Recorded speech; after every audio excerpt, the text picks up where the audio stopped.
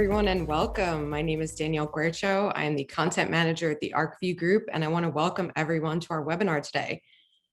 Arcview Access spun out of a need for community building when 2020 hit, and we've been bringing education ever since. Since our ability to get together in real life was changed, we decided to bring this new tool of networking, connecting, and most importantly, learning about every corner of our industry. Before we begin today, I want to acknowledge something really important. Pride is not just a post, it's not just a party. Our community owes so much to the elders, especially Marsha P. Johnson and Sylvia Rivera, who threw the first bricks at Stonewall, and those who increased cannabis access during the AIDS pandemic. We want to honor those people's contributions and their lives today. For a moment, it seemed like the next generation of kids would be free from a lot of the stuff that those elders and that some of us have dealt with. But the recent anti-gay and anti-trans BS marches on. So for that reason, we must fight for Pride's true message, fight for the future, and that's why so many of us are in this industry today. We're so excited to announce a donation of $1,200 from banks to a community organization, but we are going to pick that today. So keep an eye out for the poll and choose the organization that you want to see get the cash. Really quick, I want to run down the wider Arcview ecosystem just for those who aren't familiar. Under Arcview's umbrella rest 4 different units, each uniquely positioned to support our growing industry from the ground up. Arcview Capital handles your financial needs as a FINRA registered broker and now includes a crowdfunding platform. Our ventures team is the principal investing group, managing a unique collective fund made up of 78 members, and those members call the shots. The consulting team is your portal to scaling and building your business, no matter what the size, handling state expansion down to licensing and valuations. And last up, Arcview Events and Experiences, the team I'm a part of, has partnered with McVeigh Global Meetings and Events in a joint venture to bring you this webinar today and to make our incredible in-person events like New York City in October happen. This is also thanks to our strategic alliance partners, all cannabis professionals with great resources for our sector. There's PayQuick, who can bank the entire supply chain of cannabis companies, Ice Miller, the law firm. We got financial services from Green Growth CPAs, Alpha Root for payroll and 401k. We have our friends at work, Waterton Partners, and the North Star Financial Consulting Group. So now it's time to start the program. I'd love to introduce Thomas Jordanello, founder of TGPR, and he will be moderating today. Thank you so much for having me, Danielle. I'm excited to digitally gather some of these really fine professionals here. I think everyone involved in the space puts so much energy and love and compassion into their work, and it's rewarding, to get a really well-deserved spotlight on some of these achievements and some of these individuals. So I'm excited to be here. Thanks, Danielle, again, like I said. And I think with the queer community fighting for equality and battling the stigmatization of the AIDS pandemic in San Francisco, we've got, one of the original authors of Proposition 64 is Dennis Perrone. Dennis was Harvey Milk's right-hand man for many, many years.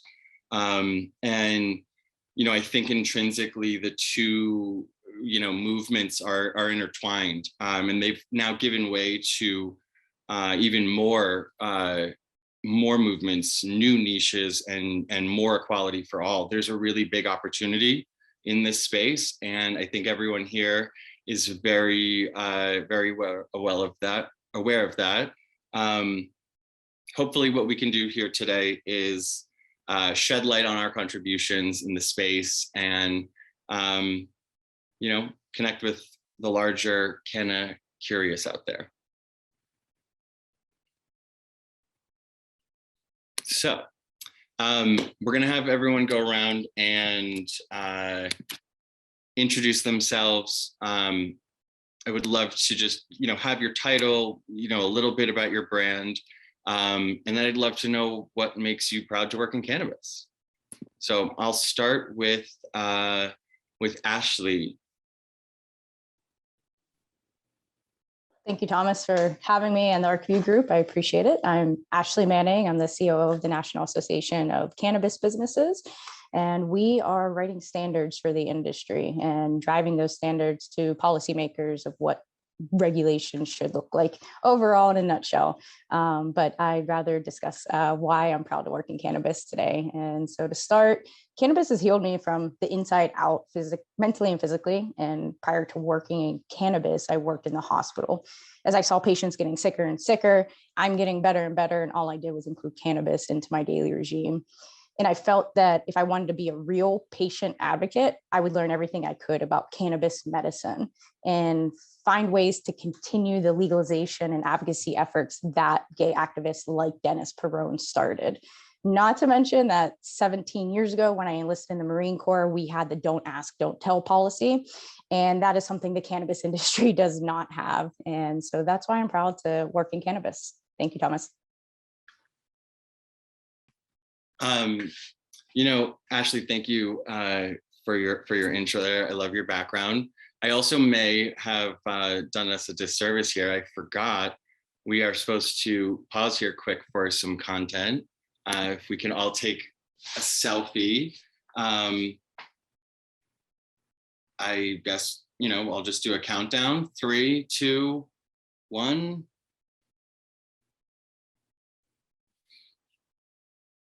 Sort of anticlimactic. However, moving forward, I would love to continue the introductions. Ashley, thank you again for kicking us off. I'm going to hit it over to Kasia. Hello, everyone. Just double checking to make sure that you can hear me. Okay, great. My name is Kasia Graham, pronouns she, they. I'm from Brooklyn on Canarsie and Lenape land, and I am the Director of Community and Strategy at Canaclusive. We are an advocacy and marketing firm. And what does being in cannabis mean to me? It means freedom, creativity, breaking stigma, breaking chains. Yeah, cannabis is punk as fuck. Agreed. All right, the wheel here. I'm going to go to Cheney. Hello, everybody. My name is Cheney Turner. I'm in Oakland, California. The founder and executive director of Beyond Equity, which is a advocacy and educational organization leading advocacy in California. Also chair the Oakland Cannabis Commission as well. And I believe the question was, what was the question again, Thomas? Generally, what makes you proud to work in cannabis, or why are you proud to be here today? Or, maybe an achievement you are proud to share with all of us. Well, I'm just glad to be here amongst good company. Some people that I know and some people that I don't know, but whose work I'm familiar with and respect. So just glad, to, like I said, be in good company. What am I proud of as far as being in the cannabis space? I'm just proud to be here. I don't believe that folks like myself are supposed to be here or meant to be here, but we are, right? And we're representing. So I'm just glad to be in the space, doing what I do and being unapologetic about it. Love that. All right. Lex, you're up next. Hey, I'm Lex. I'm the CEO of Stone Road, and I'm happy to work in cannabis because I love my job. Man, a few words. We will get some more out of you in just a little bit. Yeah. When we're talking about the topics, I'll go into deep detail. Who likes small talk? I get it. Next, we've got Robert. Thank you, Thomas. My name is Robert Holland. I'm the founder and CEO of Tempo Crackers. We're a microdose cannabis-infused Parmesan cracker brand.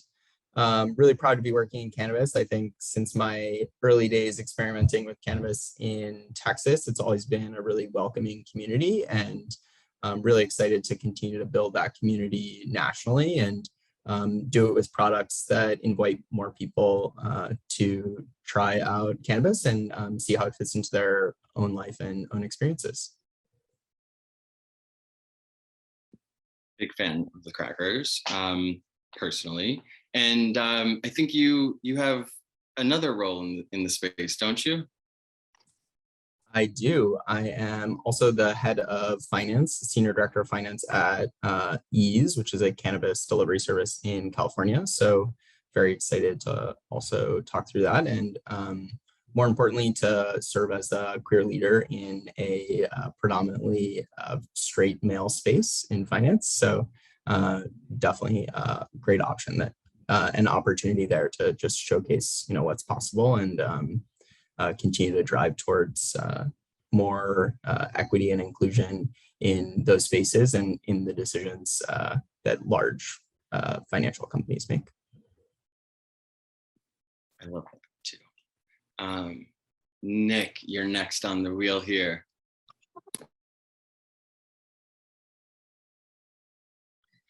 Hi, I'm Nick Pritzker. I'm one of the co-founders and CEO of Aperture Brands, which is a company that's launched 2 brands here in California, as well as we operate a manufacturing facility in Culver City and provide co-packing services to other brands.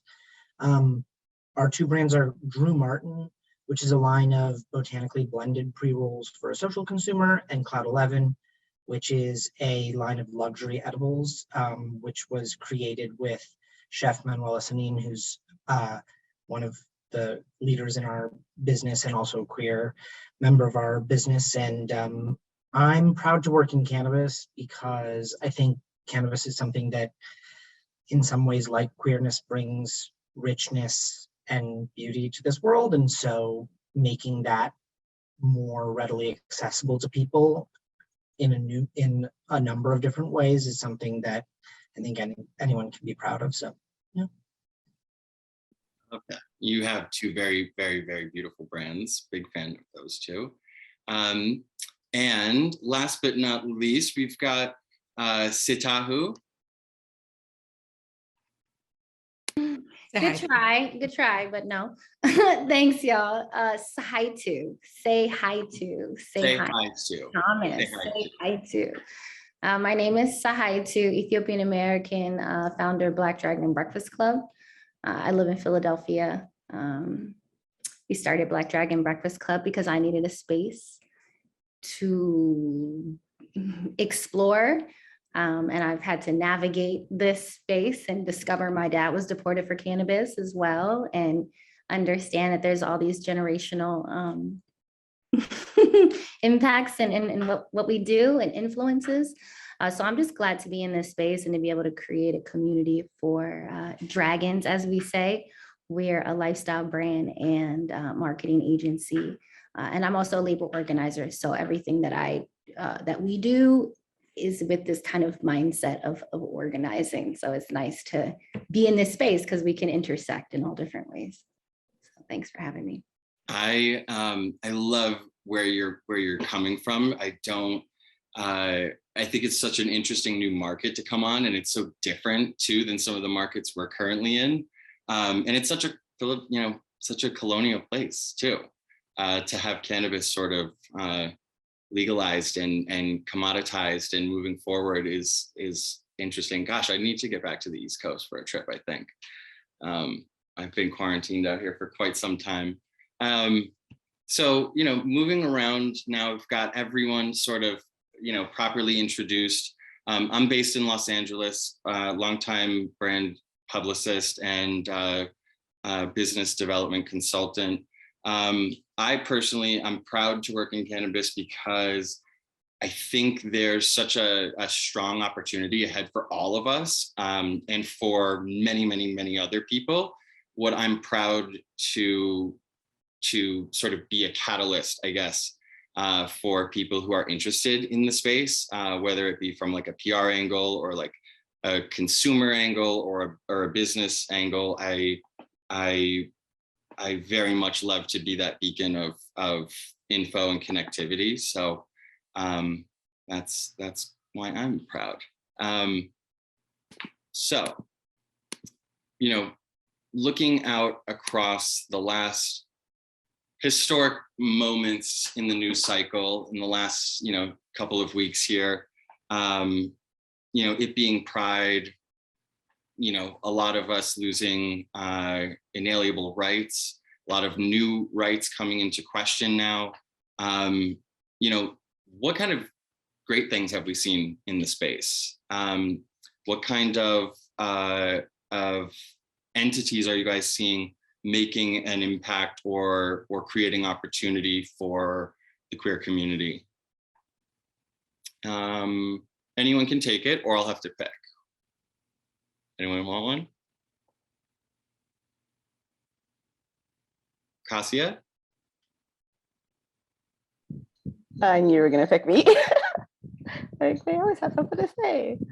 Oh gosh. So I mean, I feel very few in terms of ones that are actually deeply focused on the queer community, but I have to say Proud Mary Network, they actually had the first queer-centered pavilion at the CW, gonna mess up all that acronym, but you know what I'm talking about, in New York a couple of weeks ago. And then actually in Canada, I may kind of mess up the name of the organization, but Andrea Flowers, her new organization that's more two-spirit and trans focused, really coming out of the gate very strong to make cannabis more inclusive for queer people, but especially queer people and queer people of color.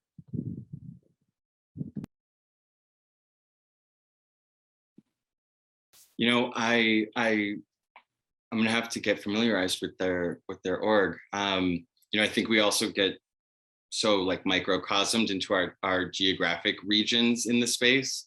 It's so nice to sort of like have a beacon of info in these other areas as well. I know down here in Los Angeles, there's a first ever queer owned and operated equity licensed dispensary called Green Queens. It is across the street from the Hoxton Hotel. My friend Andreas and Taylor are the guys behind it. And, you know, I have just seen them sort of like struggle to go through getting that license. And, you know, watching the diversity in terms of the employment and the staffing. You know, I know some of our brand owners in here are retailing in that particular shop. And I think it's a great thing to see, you know. In Pennsylvania, what do you see sort of shaping up out there? Where is the market in terms of like, you know, advocacy and sort of, you know, helping sort of open the door for the next gen? Yeah, a good friend of mine, Les Cronin's.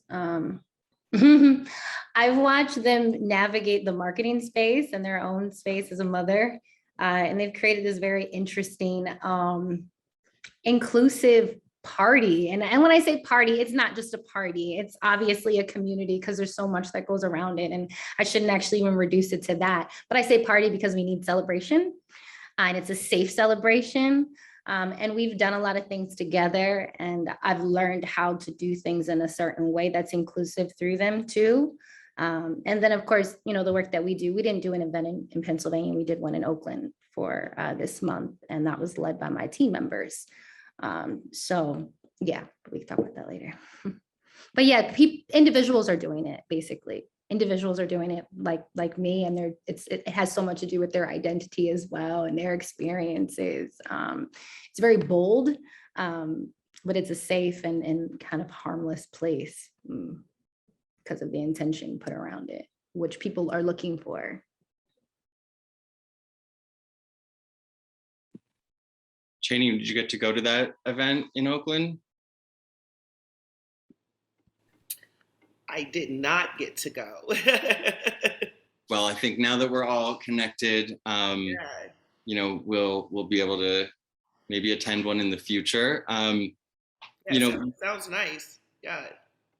Have you gone to any Pride related events? Have you guys seen any sort of any brands going above and beyond in terms of allyship this year? Are we seeing a lot of the same sort of, rainbow logo washing and, invisible sort of support statements out there? What's everyone's sort of takeaway on that? Start with you, Chenny. I have not seen any queer-centered cannabis-related events. Pride is kind of no different than Black History Month. It's just hella performative with, the rainbow logos and, and all of that. But I will say that I am extremely proud of the work that queer people have been leading as far as advocacy is concerned. We have queer brands. I was able to visit the dispensary in LA.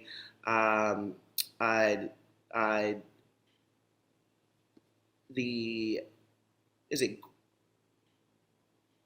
Queen? What's it called again? Green Queens. Green Queen, yeah. I was able to visit there. It was a great experience. Definitely want to encourage people to support. Unfortunately, they were burglarized a few weeks ago, right after opening. That's something that, is ongoing here in California. So definitely want to make sure that we support our queer and PLC-owned dispensaries that are struggling and trying to survive. But I'm definitely proud of the work that queer people, Black and PLC people have been leading here in California around equity, making sure that we can try to get some taxes lowered, and really making sure that our businesses can thrive, and stay healthy. But with that said, we do need more queer-owned spaces. We do need more queer-owned and women brands that are on shelves that we can physically buy and support as well. Absolutely. I think as far as parties and celebrations for Pride and looking at your geographic location in NorCal versus the way that SoCal sort of does things. And as a New Yorker, I just feel like a sort of a fly on the wall for all of it, if you will. But LA is much more flashy. There's more events, there's more gatherings, if you will. I know Robert, myself, Nick have been, and Lex's brand have been sponsoring various events from Puff Dow group here in Los Angeles to Eunice Kim's High Vibrations, Laganja Estranja showcase, which had a really beautiful sort of vibe to that night. And it felt like allyship, at least down here in LA, is strong. Lex, how are you feeling things in the retail space as far as opening up across state lines, and have you faced any sort of pushback? No, I mean the definitely not kind of pushback for being kind of like an unapologetically queer brand, more pushback because the market's in a really tough spot right now. We're lucky, well, not lucky, but just like the way that the things, in terms for my company have unfolded, that, we were presented with a lot of really unique challenges in 2019, 2020, and even into early 2021, where there were things holding us back just because of the business is basically, the industry is like set up to fail, at least in California. Other states, are getting a little bit more luck, but there's some definitely like worrying policy trends going on in other markets that will make, the markets kind of like less, possible to do business in. But ultimately, like we're doing better than we ever have, which is kind of a strange phenomena as like the kind of world kind of like rocks into a recession, and there's huge geopolitical events happening and political things. And so like, you know, we just had our record month. This month we're going to be doing even better. And honestly, that's just like focusing on product, on price. You know, we know how expensive gas is, that everyone is hurting. And so just basically putting like all of our effort, all of our cash, all of our energy into just making like more and more products at a more approachable way has been the way that we've been able to spread you know, the brand across California as well as nationally so quickly. And I think a lot of that has to do with you know, it's different, you know, it's queer. It's like I was on a panel with Luke from Cannes the other day, and he was like, there's not enough queer joy in the world. And I was like, you're so right. Like, the world is so fucking depressing. Like, you know, and it's like, you know, just, you know, we're in Oklahoma, and like we posted a photo of like, you know, a Puerto Rican or like Hispanic looking dude and his like kind of furry butt with like the joints like popping out of things. And it's like we had 500 unfollows that day from like Oklahoma, but like 10 gay kids wherever in Missouri or Mississippi or wherever saw that on Instagram, and they're just like, wow, like there's a place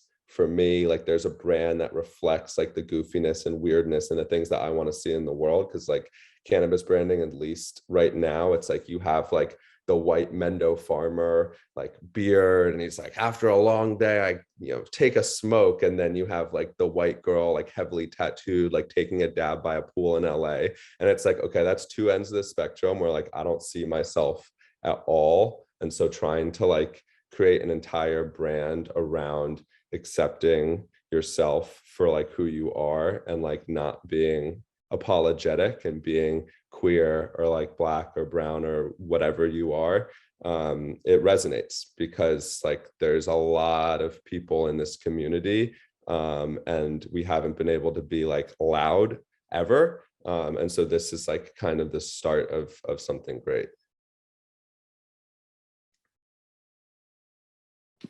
I agree. That's it. Agreed. I mean, I was audacious enough to name a Sounder Space Crystals Cheers Queers. And boy, yeah, what a polarizing skew to have in the marketplace. You really, from a retail perspective, can understand who your allies are very quickly, you know, when you can tell if they're going to take this on or not. And there's a lot of gays in cannabis, a lot of queer people. So the same way that like, yeah, there's definitely some, you know, random Central Valley homophobic buyer that's like, fuck this company, not even trying it. There's more people that are like, this is a dope brand and I want to support this community, even if they are, you know, a straight white guy, but they want to be supportive of smaller minority brands.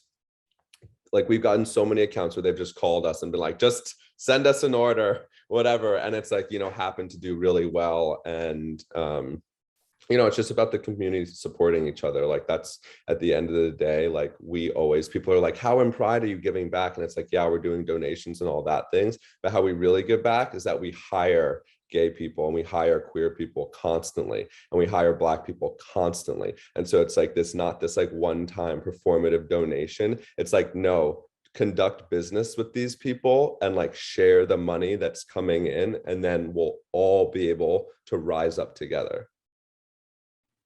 I mean, I think that's evident when a lot of us can like know the models that are in your content. Like these are our friends and our colleagues as well.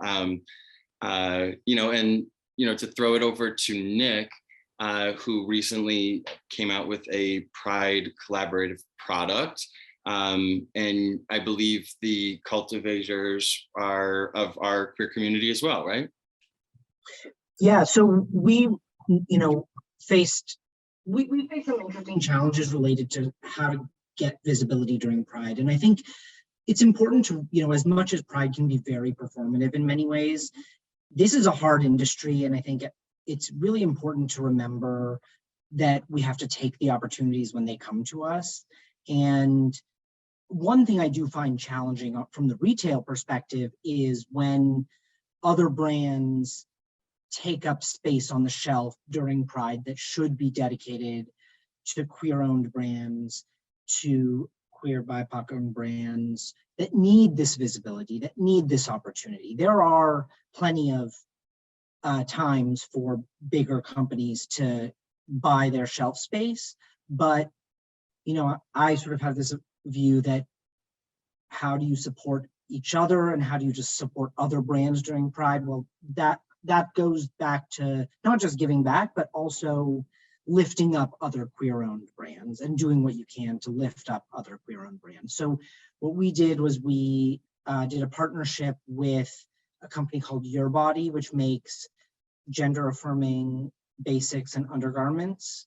And they have a fantastic give back program where they do direct contributions to trans, gender nonconforming, and non-binary artists to support them living their life and being able to create art in the world. And so a portion of our proceeds go to that, but we also wanted to make sure that what we were putting together was sort of an entirely queer product. So we went out and looked around to find queer farmers. It's actually interesting. There are very, very few. I know Lex is one of them, but there are very few other queer farmers in the state. And it's surprising because I know that wasn't true 5 years ago. So that's actually kind of a disheartening trend to see. But for us, it was important to have that through line across the entire thing. So we found queer farmers. We worked with the Bohemian Chemist to make a pre-roll.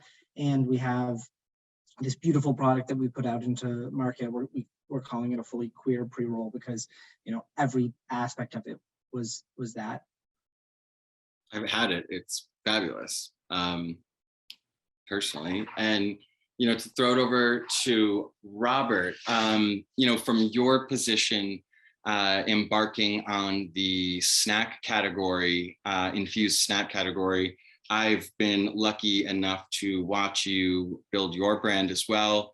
But I also know that you're a Clark Kent of sorts, and in your day job, you are also privy to seeing a different side of the marketplace than I currently see. And I've always enjoyed sort of like geeking out with you on things. And, if you could shed any light on maybe from a back end perspective, like how, marginalized brands do on Ease. I know there's a diversity program at play, and maybe you can tell us more about that.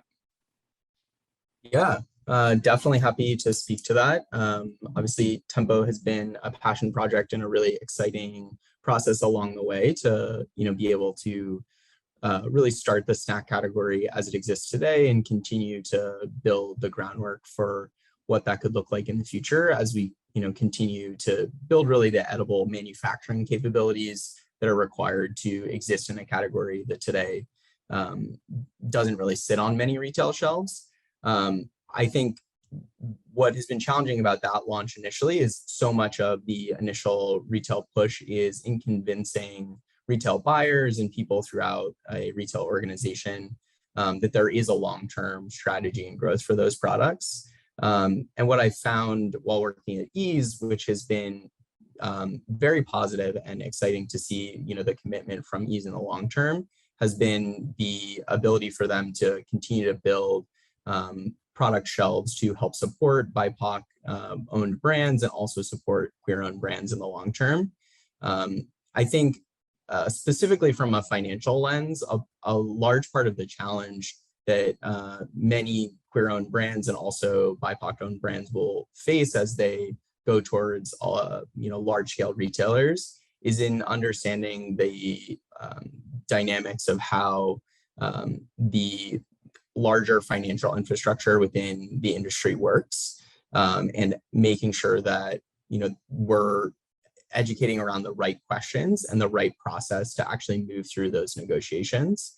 In many opportunities or in many cases, I've seen large corporations go after and are able to utilize queer-owned brands and also BIPOC-owned brands as an opportunity to spotlight their support. But there's also an othering to that process, right? Hey, I'm building a shelf. well, why can't I just exist on the regular shelf, right? And why is it just me in June, right? Or why do I only get the special promotions during the 1 month, right? And a lot of that process is about making sure that everyone feels comfortable making the demands that a cis straight white male brand frequently is able to make towards large scale corporations, and many times because they're backed by large financials.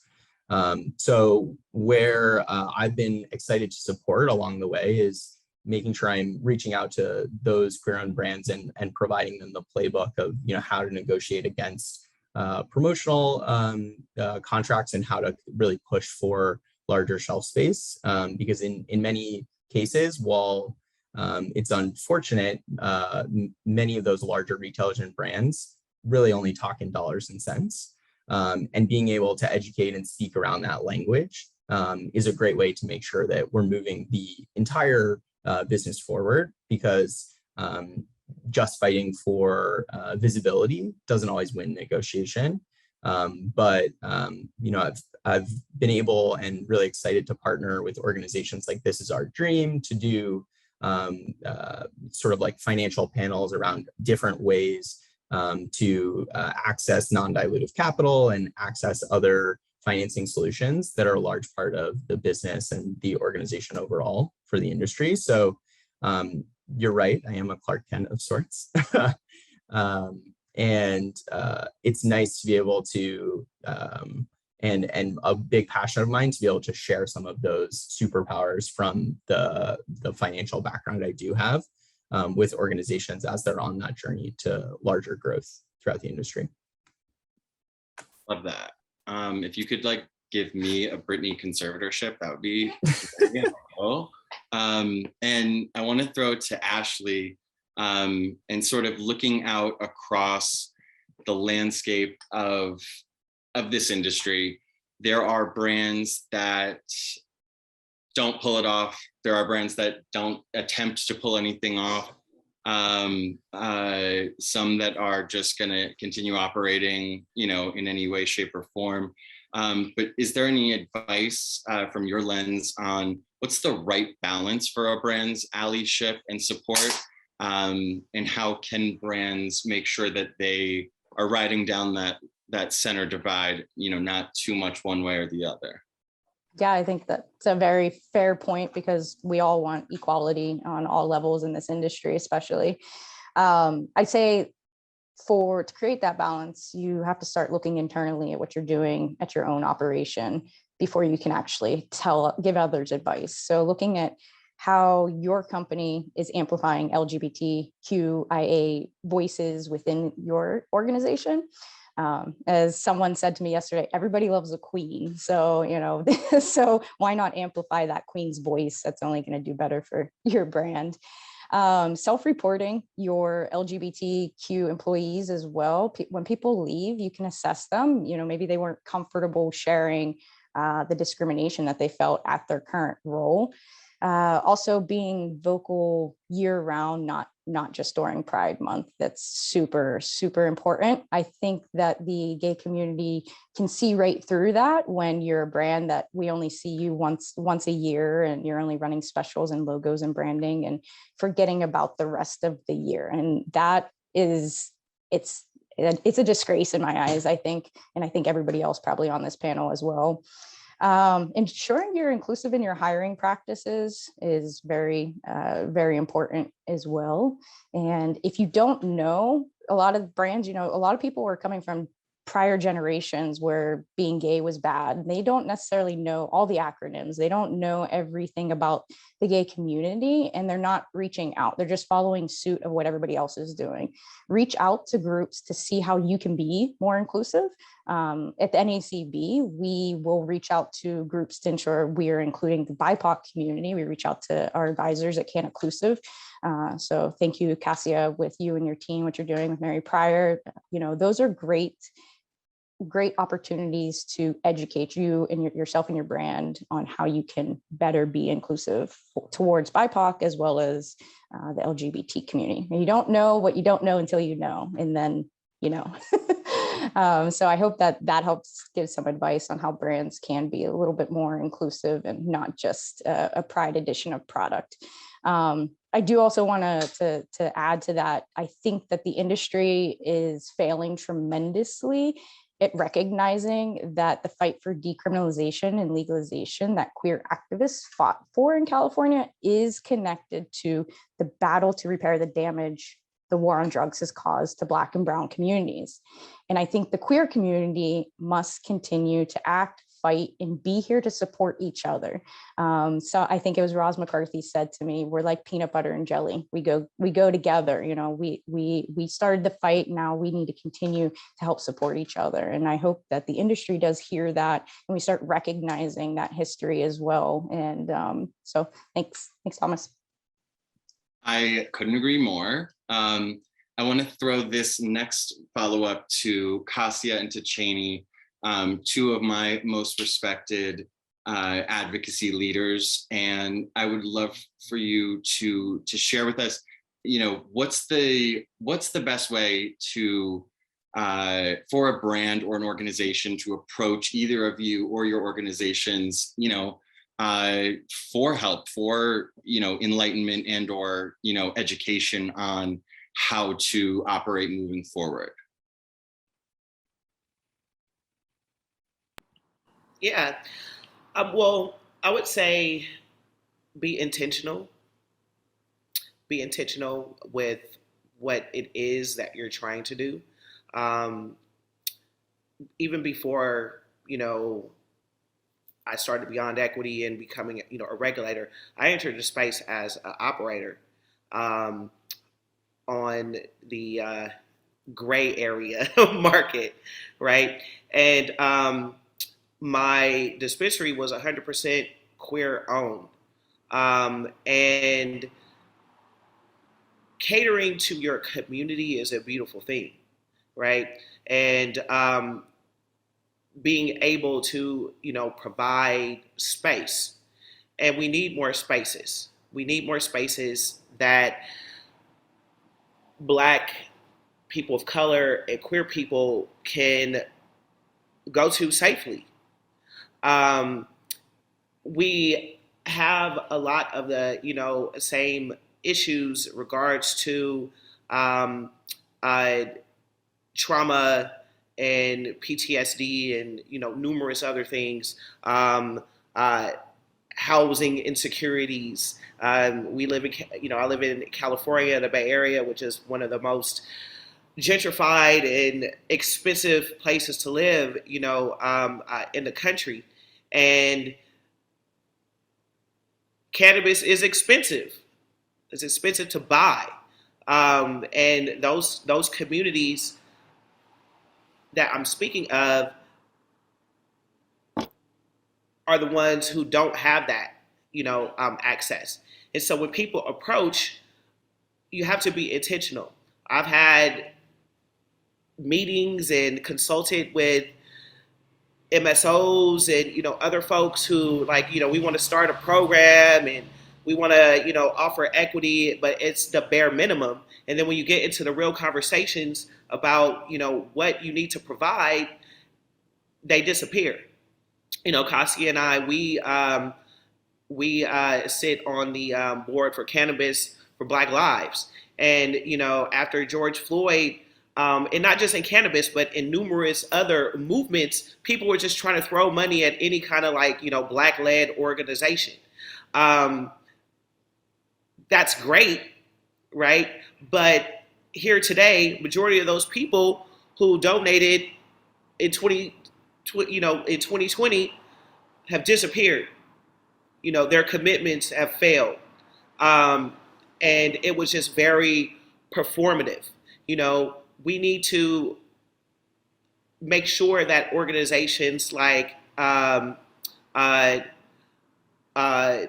Cannabis for Black Lives and Supernova, Hood Incubator, Beyond Equity, you know, are supported on a regular basis. Because it's not just brands and it's not just dispensaries. We have to get policy passed.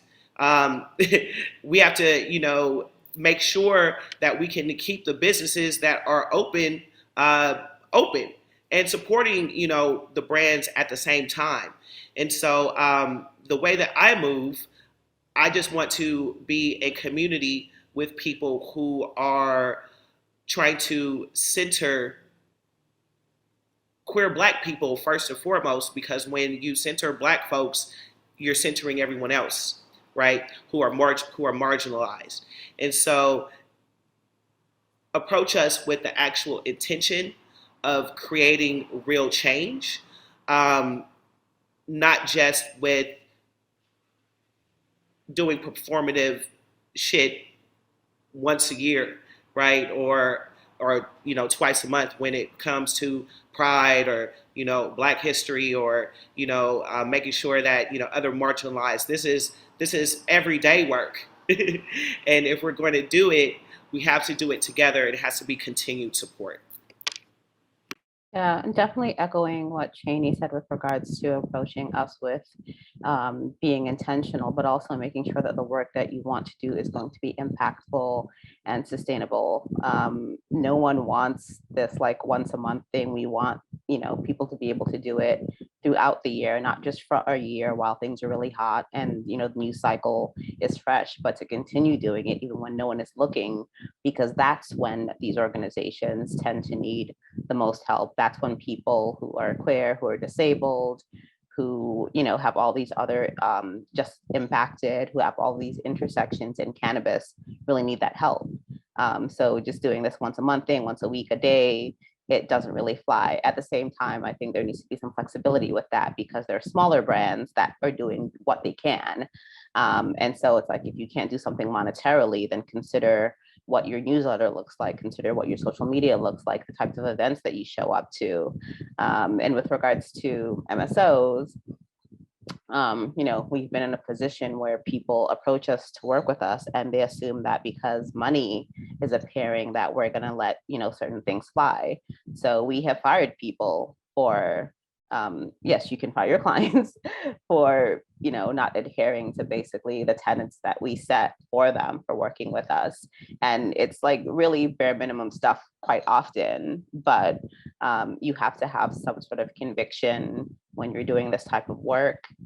And then also, when I'm talking about intersections, I do think about being a Black queer person in the space, because even though we have white queer folks, there's still that level of privilege that like a cis white man will have over like someone like me or Cheney or Sahaitu, and even Ashley. So being really mindful of that. And also like if there are trans people within the space, then that's a whole other set of intersections that people tend to not pay much mind to, which is why I'm really grateful that Andrea is starting her program in Canada, and hopefully she'll have the space and support to be able to do it in the United States, and then, you know, Mexico, and when Germany opens up and things like that.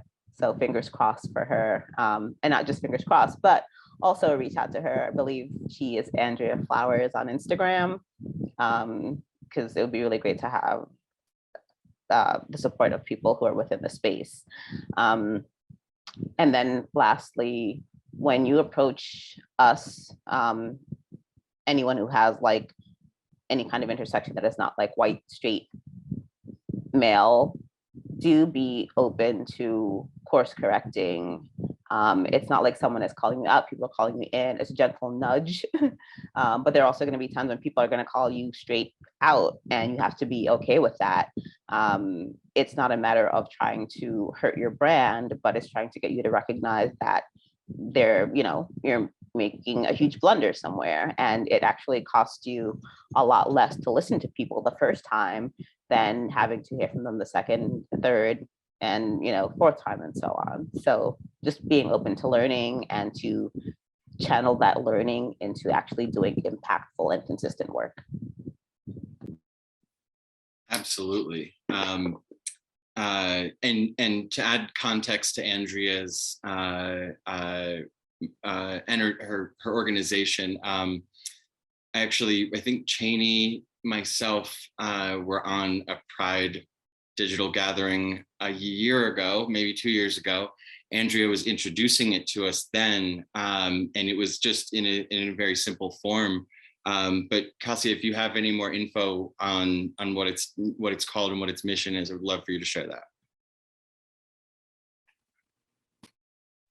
Okay, I may have to go to my Instagram, but the I saw Danielle share her link here in the chat. Okay, yes, but then there's from Flowers for Andre, you can go to the organization that she just started, but it's essentially to make cannabis more inclusive for Two-Spirit and trans people. Just when you think about the dispensary experience, well, business as a whole is not very friendly to queer people, even less friendly to those who are Two-Spirit and trans.